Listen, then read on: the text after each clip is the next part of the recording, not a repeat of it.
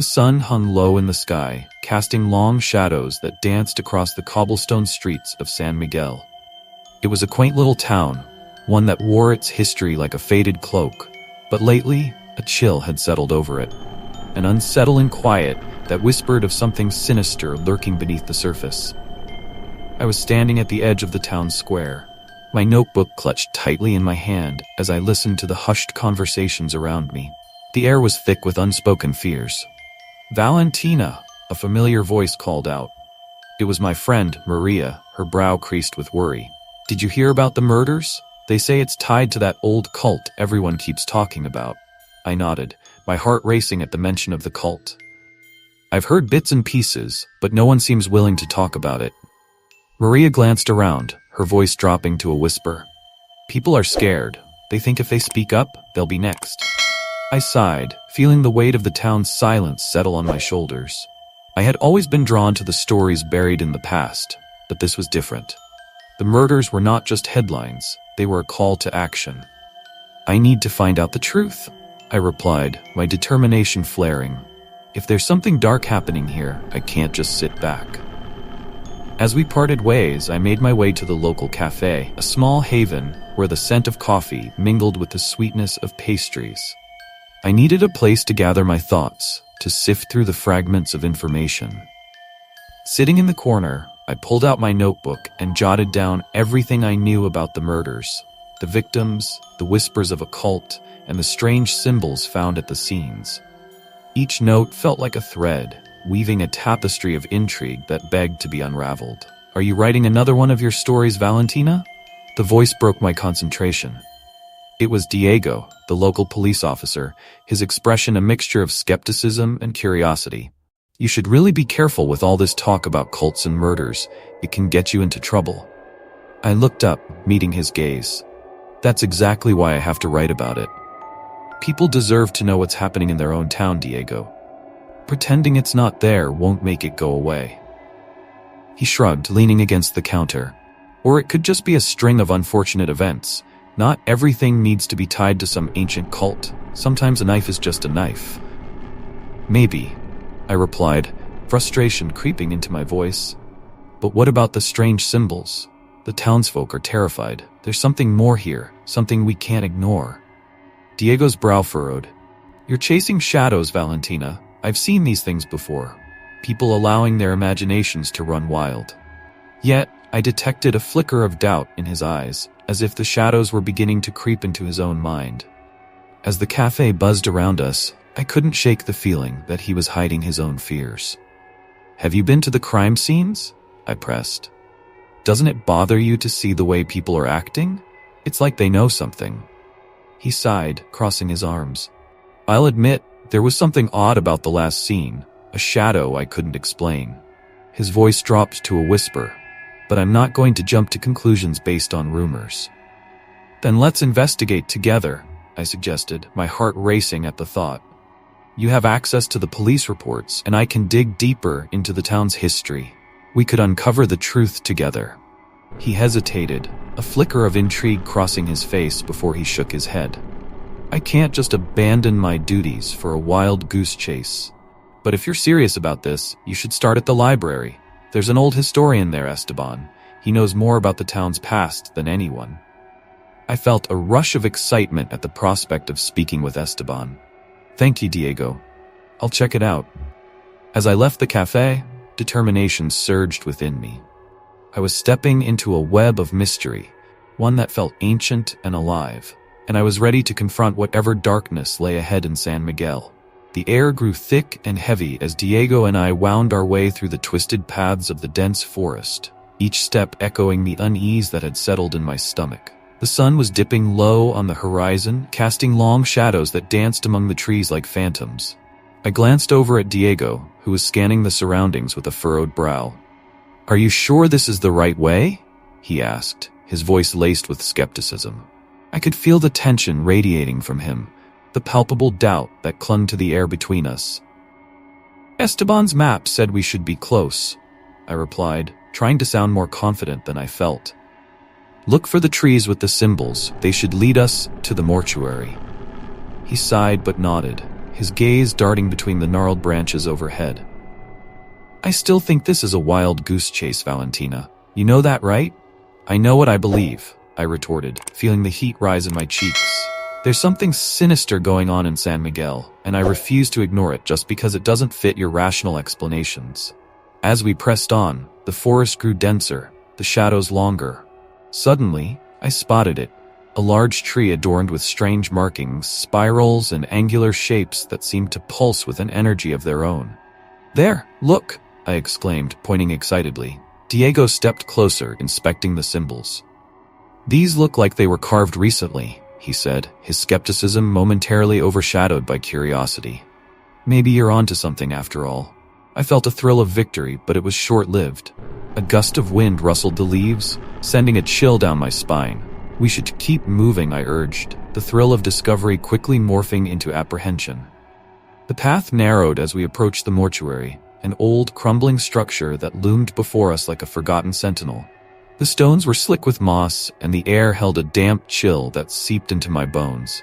I turned to Diego, who seemed to hesitate at the threshold. "Are you ready for this?" I asked, trying to gauge his resolve. "Ready or not, we're here," he replied, steeling himself. "Let's just get in and out."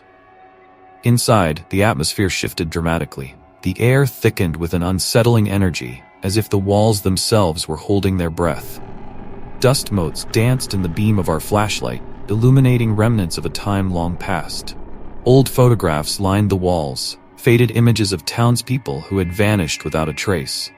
I felt a pang of sorrow for those lost souls, their faces trapped in a moment of time that had long since slipped away. "Look at this," I whispered, kneeling to inspect a photo of a young girl, her eyes wide and terrified. "Who was she?" Diego moved closer, his flashlight illuminating the edges of the photograph. "Probably one of the victims," he said quietly. "We needed to document this." As I took out my notepad, a gust of wind swept through the room, rattling the loose boards above us. The flashlight flickered and my heart raced. "Did you feel that?" I asked, my voice trembling slightly. "Yeah, it's just the wind," he replied, though I could see the doubt creeping into his eyes. Just then, the flashlight died, plunging us into darkness. Panic surged through me. "Diego, turn it back on," I urged, my voice rising. "I can't. It just—" His words were cut off by a soft whisper that seemed to echo from the very walls around us. My skin prickled, and I felt the hairs on the back of my neck stand up. "Did you hear that?" I gasped, my heart pounding in my chest. "Valentina, we need to leave," Diego said, his voice low and urgent. But before I could respond, I felt something cold brush against my neck, a fleeting touch that sent shockwaves through my body. I spun around, my breath hitching in my throat. "What was that?" I choked out, my eyes wide with terror. "Let's go! Now!" Diego grabbed my arm, and we bolted for the exit, the whispers chasing us as we stumbled through the darkened room. The air seemed to close in around us, heavy and suffocating, as if the very building itself was trying to hold us captive. We burst out into the open air, gasping for breath, the moonlight flooding our vision. I glanced back at the mortuary, a dark silhouette against the starry sky, and I knew deep down that we had only scratched the surface of a darkness that ran much deeper than we could have imagined. As we settled into the dimly lit cafe on the town square, the air thick with the scent of brewing coffee and the faintest hint of fear, I glanced at Diego, who was staring into his cup as if it held the answers to our questions. I couldn't shake off the dread that clung to me since our harrowing experience at the mortuary. It felt as if the shadows we had encountered were now part of us, lurking just beneath the surface. "Do you think Esteban will really have something for us?" I asked, breaking the silence. My voice felt too loud against the quiet murmur of the other patrons. He seemed pretty certain that the mortuary is a focal point for something, well, sinister. Diego finally met my gaze. His brow furrowed. "I don't know, Valentina. The whole thing feels like a wild goose chase. We need to focus on tangible evidence, not folklore." "Tangible? You mean like the photographs we found? Or the symbols etched into the walls?" I shot back, my frustration bubbling over. "Diego, there's a connection here. We just need to figure out what it is before it's too late." Before he could respond, Esteban burst through the cafe door, his presence instantly brightening the room. "I hope I'm not too late," he exclaimed, shaking off raindrops from his coat. "I've been digging through the archives at the library and found something intriguing about the cult." "Sit down, Esteban," I urged, motioning for him to join us. "We were just discussing the mortuary and its connection to the recent events." "What did you find?" He took a seat, excitement dancing in his eyes. "I discovered that the cult not only targeted specific individuals, but also seemed to follow a pattern based on family lineage. They believed certain families were unworthy due to their ancestral ties, which they deemed cursed. It's all tied to the symbols we saw." Diego leaned forward, intrigued despite himself. "So, you're saying they had a sort of hierarchy? A list of people they believed deserved punishment?" "Exactly," Esteban replied, nodding. "And that's not all. The last known victim, a young woman named Ana, came from a family that had lived in San Miguel for generations. Her family had been involved in some sort of feud with another family that had ties to the cult." I felt a chill race down my spine. "What do you think we should do next?" Esteban's expression grew serious. "We need to talk to the families of the missing persons. They might have information that can help us understand why their loved ones were targeted." Diego sighed, running a hand through his hair. "And if they don't want to talk? This town has been tight-lipped about these disappearances." "Then we dig deeper," I insisted, my determination surging. "We owe it to the victims to uncover the truth." After our meeting, we decided to visit Ana's family first. The drive through the winding roads of San Miguel felt heavier than before, as if the landscape itself was mourning the loss of the missing. We arrived at a small, weathered house on the outskirts of town. The air was still, and the only sound was the rustling of leaves in the wind. As we approached the door, Diego hesitated. "Are we sure about this? They might not want to relive the pain." I placed a hand on his shoulder, looking him in the eye. "We have to try. If there's any chance they can help us, we owe it to them to ask." With a deep breath, I knocked on the door. Moments later, a woman in her 60s, her face etched with sorrow, opened it. Her eyes widened in recognition and she stepped back as if we were intruders. "Who are you?" she asked, her voice shaky. "I'm Valentina, and this is Diego and Esteban," I introduced, trying to keep my tone gentle.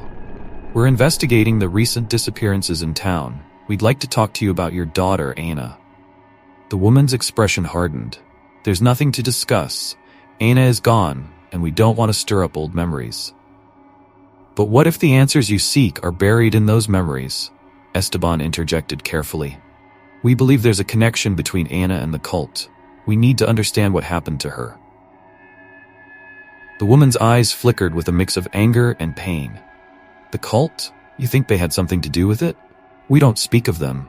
It's bad luck." "Please," I pleaded, my heart racing. "We're not here to cause more pain. We want to help." For a moment, silence hung in the air. Then, with a heavy sigh, she stepped back and motioned for us to enter. "Fine, but I can't promise I have anything useful."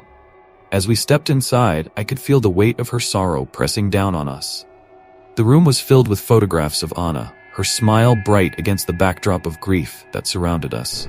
I felt a pang of sadness as I realized how little we knew about her life. "Do you have any of her belongings?" I asked tentatively, glancing around the room. The woman nodded slowly, her eyes glistening with unshed tears. "Her diary is in her room. It's filled with her thoughts and drawings. Maybe you'll find something useful there." We exchanged glances, a sense of urgency flooding through us. As she motioned for us to follow, I couldn't shake the feeling that we were about to uncover layers of secrets that might be more than we bargained for. The nightmares began almost immediately after our harrowing escape from the mortuary. Each night, I found myself ensnared in a vivid tapestry of shadows and flickering candlelight. I could hear the chants, a rhythmic pulse that resonated deep within my bones, pulling me into a world I both feared and felt inexplicably drawn to.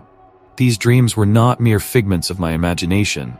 They were memories of horrors long buried, and they clawed at my sanity. "Valentina, you look exhausted," Diego remarked one morning as we met at our usual cafe. He leaned back in his chair, his brow furrowed with concern. "You can't keep doing this to yourself." "I have to," I replied, my voice sharper than intended. "Every night, I see their faces. The ones who disappeared.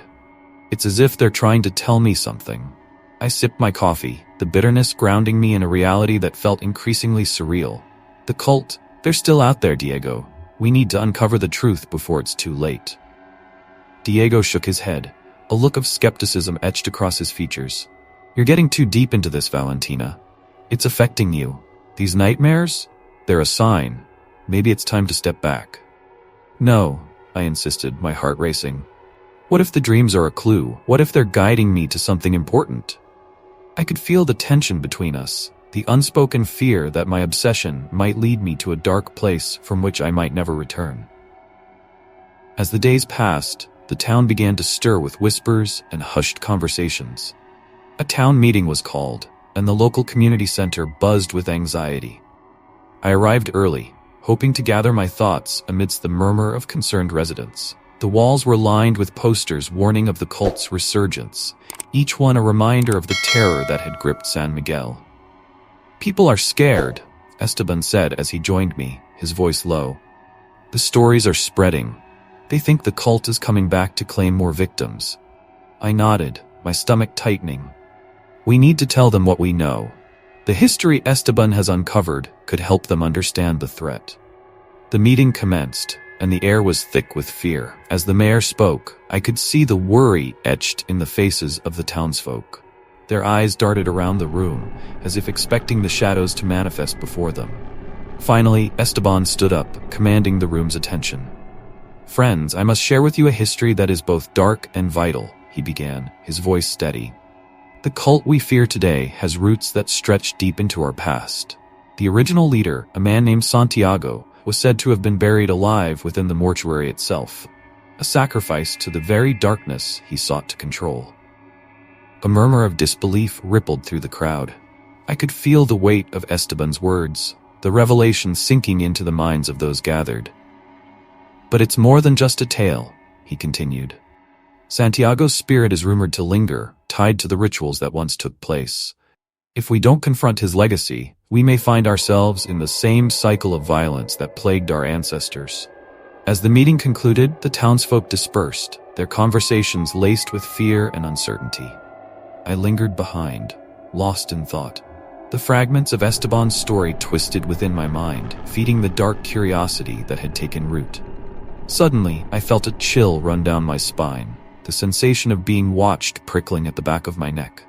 Turning slowly, I scanned the room, but it was empty, save for a few latecomers. Unease gnawed at me, and I stepped outside, the cool evening air hitting my face like a slap. My heart raced as I spotted a figure lurking in the shadows across the street. The street lamp cast a pale light, revealing a silhouette that seemed to blend into the darkness. "Who's there?" I called out, my voice steady despite the fear that surged within me. The figure shifted slightly but did not respond. I felt an urge to run, to escape the growing sense of dread, but something compelled me to stay. "Show yourself," I demanded, stepping closer.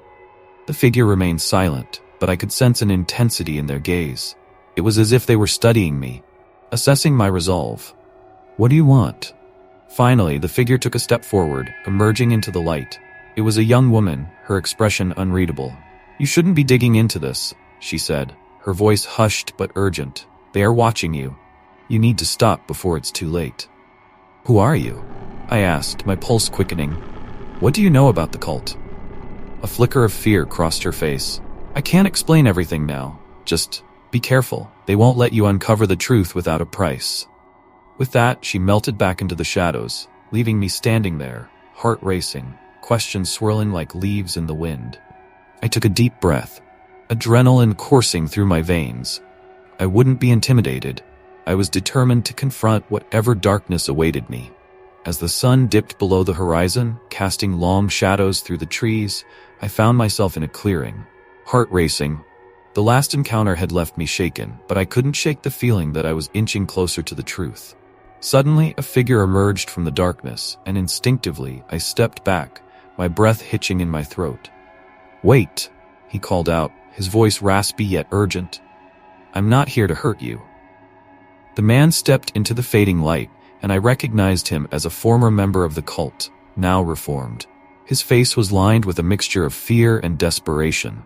"Valentina, you need to listen to me. They're watching you." What do you mean? I asked, my voice barely above a whisper. Who is watching me? The cult never really disappeared, he explained, glancing over his shoulder as if expecting shadows to emerge.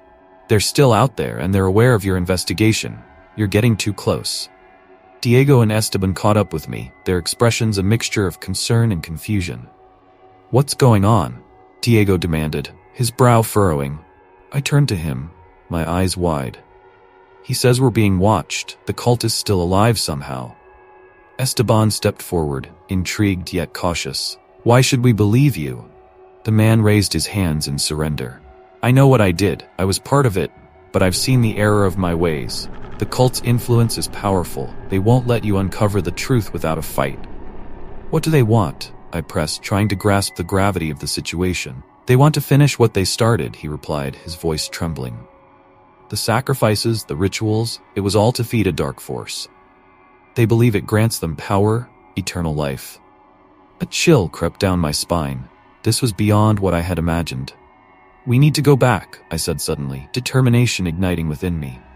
We need to confront whatever is left in that mortuary. Diego hesitated, his skepticism battling with the urgency of the situation. Are you sure about this, Valentina? We barely escaped last time. I can't back down now, I insisted, meeting his gaze. If we're going to stop this, we need to face it head on. With a reluctant nod, Diego agreed, and Esteban followed suit. The four of us made our way towards the mortuary, the air thickening with tension as we approached the dilapidated structure once more. The night was eerily quiet, save for the occasional rustle of leaves and distant animal calls. As we stepped inside, the atmosphere shifted dramatically. The air felt charged, almost electric. Objects began to shift and rattle as if responding to our presence. Did you see that? Esteban exclaimed, pointing at a nearby shelf where an old book had toppled to the ground. Stay close, I whispered, leading the way deeper into the mortuary. The walls seemed to breathe, and the shadows danced mockingly around us. I could feel the weight of the past pressing down, urging us to turn back. Suddenly, a low moan echoed through the hallway, causing us all to freeze. What was that? Diego whispered, his voice barely audible. It's them, the former cult member muttered, fear evident in his eyes. They're angry. Just then, the door slammed shut behind us, causing us to jump. I felt a surge of panic. We need to find that hidden chamber, I urged, scanning the room for any signs. As we pressed on, a cold gust of wind swept through the hallway, extinguishing our flashlights. We were plunged into darkness, the shadows closing in around us. I can't see anything, Esteban exclaimed, his voice rising in panic. Keep calm, I instructed, my heart pounding as I fumbled for my phone, activating its light. The dim glow illuminated a series of symbols etched into the walls, pulsating with an otherworldly energy. We're not alone, Diego said, his breath catching as we saw figures forming in the corners of our vision, ghostly apparitions flickering in and out of existence. Over here, I shouted, spotting a door partially hidden behind a curtain of cobwebs. I pushed it open, revealing a narrow staircase leading down into darkness. This must be it. We descended cautiously, the air growing colder with each step. The atmosphere was thick with dread, and I could feel the presence of something ancient and malevolent. Finally, we reached a chamber filled with relics, bones, old photographs, and a chilling shrine dedicated to the cult's leader. I stepped closer, my heart racing as I examined the items. This is where it all happened, I breathed, feeling the weight of history pressing down on me. We need to document this. But just as I pulled out my phone to take pictures, the room trembled, and a deafening roar filled the air, making me stagger back. The shadows coalesced, and I realized we were in the heart of something far more sinister than I had ever imagined. The cult's legacy was alive, and it was not going to let us leave unscathed. The air thickened with a palpable sense of dread as we stood in the hidden chamber, the flickering light of our flashlights casting eerie shadows on the walls, adorned with relics from the cult's dark past. My heart raced as I approached the shrine, its center dominated by a grotesque figure, a twisted effigy that seemed to leer at us with malevolent intent. What is all this? I breathed, feeling the weight of history pressing down on my shoulders. Esteban, his brow furrowed with concentration, stepped forward, brushing dust off an old journal resting on the altar. This could be it, he muttered, his voice barely above a whisper. The journal, bound in cracked leather, looked ancient, each page yellowed with time. Diego and I exchanged a glance, an unspoken agreement to stay close. We couldn't afford to lose each other now. Esteban carefully opened the journal, the pages creaking like old bones as he turned them. "Listen to this," he said, his eyes widening as he read aloud. "The rituals were designed not just to appease the dark entity, but to feed it, to grant its followers eternal life. It craves suffering, pain, death." The implications of his words sank deep into my chest like a stone, and I felt bile rise in my throat. "Wait, so all the murders? They were sacrifices?" I asked, my voice trembling. Esteban nodded, his expression grave. "It seems the cult leader believed he could control this entity, but instead, he became its puppet. The power he sought turned into a curse." Suddenly, the temperature dropped, and I could see our breath forming in the air. A low, keening wail echoed around the chamber, sending chills down my spine. "We need to get out of here," Diego urged, his eyes darting around as if expecting something to leap out from the shadows. But I couldn't move, a strange compulsion holding me in place. "No, wait, there's more," I urged, desperate to uncover the truth. "We need to find out how to stop this." My voice was barely above a whisper, but the urgency of my words hung heavy in the air. Esteban continued to flip through the journal, searching for clues. "There's a ritual that coincides with the lunar eclipse tonight. If we don't stop it, they could unleash whatever has been trapped here." His fingers trembled as he read. I felt a surge of panic. The eclipse was only hours away. "Let's go then," Diego snapped, breaking the spell that held me. "We need to warn the town." But as we turned to leave, a shadow moved in the corner of my eye. I turned quickly, my heart pounding. There was a figure standing in the doorway, cloaked in darkness, watching us with a gaze that felt both familiar and terrifying. "Diego," I whispered, and he stepped closer to me, eyes narrowing. "Who are you?" he demanded, the authority of his badge slipping back into his demeanor. As the figure stepped forward, I felt my blood run cold. "You don't recognize me, do you?" The voice was low and dripping with a sinister familiarity. It was a voice I had heard in my nightmares, a voice that echoed the horrors of the past. "Enough games," Diego shouted, stepping protectively in front of me. "What do you want?" "I want what's mine," the figure replied, and the shadows seemed to curl around him like a cloak. "You've uncovered the truth, but can you handle it? Can you accept your legacy?"